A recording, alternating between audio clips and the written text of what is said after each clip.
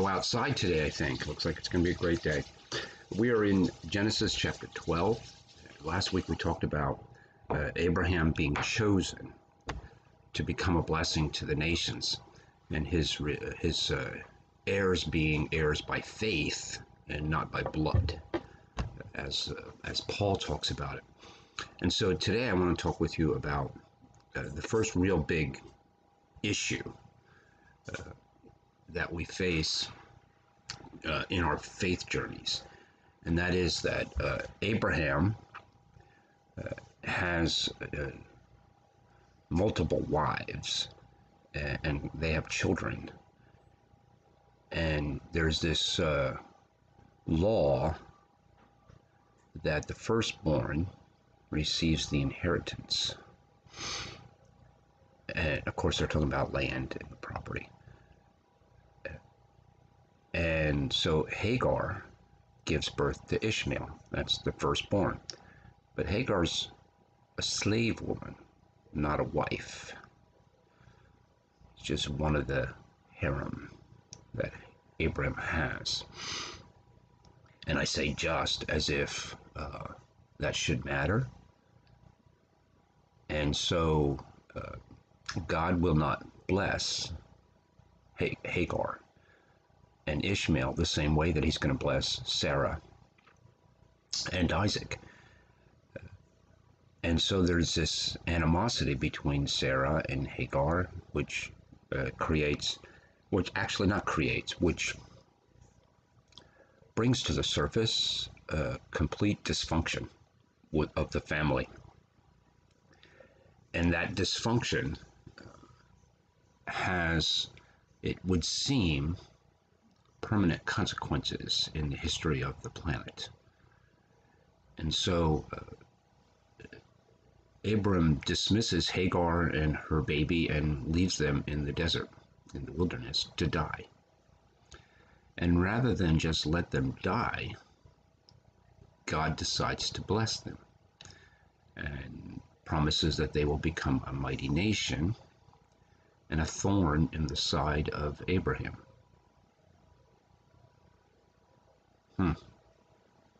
So he chooses Abraham, promises to bless him, promises that Abram will become a blessing to many nations, and then promises, take it from Abram's point of view, that there is a permanent thorn in your side, an animosity between you and another nation that will be permanent, and it will not go away. That is disturbing, isn't it? Now let's go away from Abraham, because we get caught in the physical land, and we forget sometimes that this is a spiritual story. So let's go to the New Testament, and let's go to you and me. Jesus says, "You did not choose me, I chose you."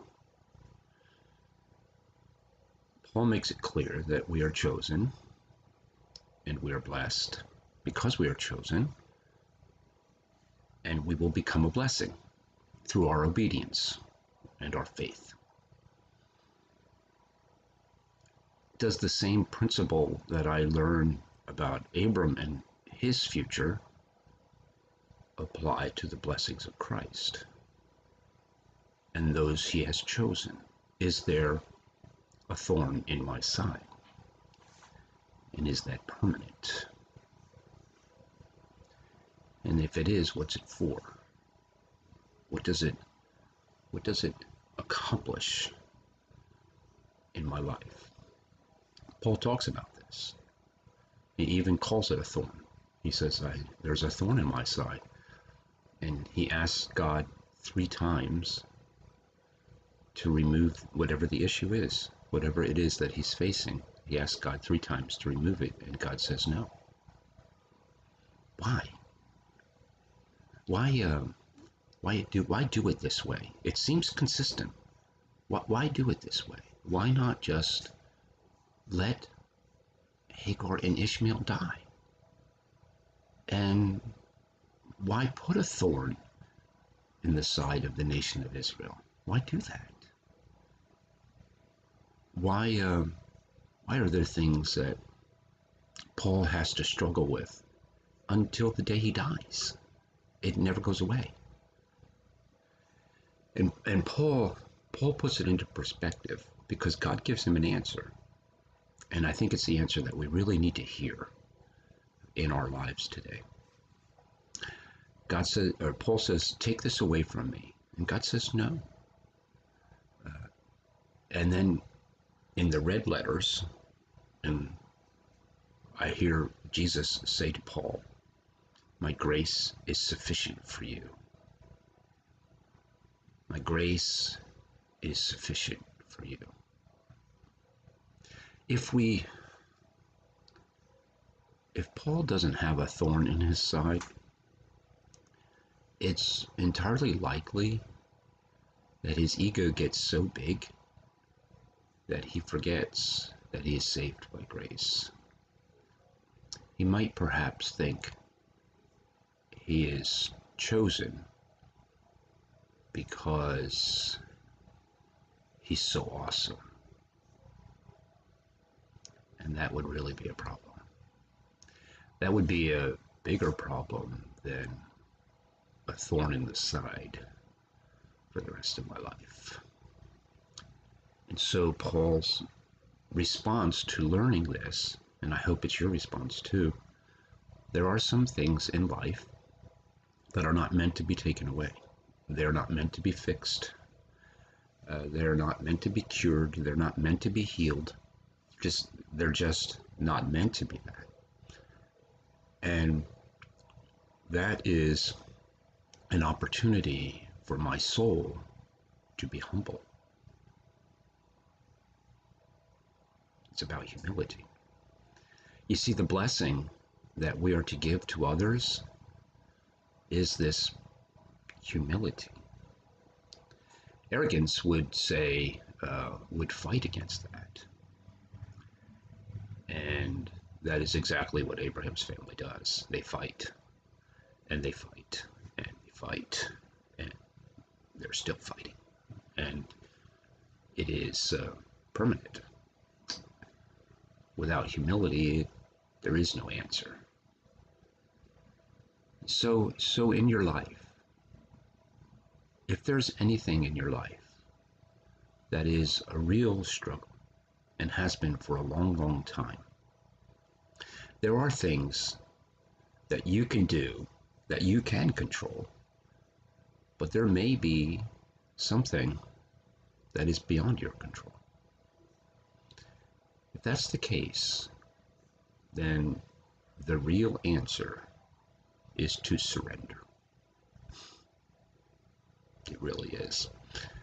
I don't mean give up. I mean give it to God and trust Him. Trust Him for it. And then wait and see. And I pray that you have faith like that. I pray that you are aware that many of the things that we face in this life, though they take on a physical attribute, they have a spiritual lesson. And it is this spiritual lesson that God is after in our lives that is more important than anything that we do in the physical world.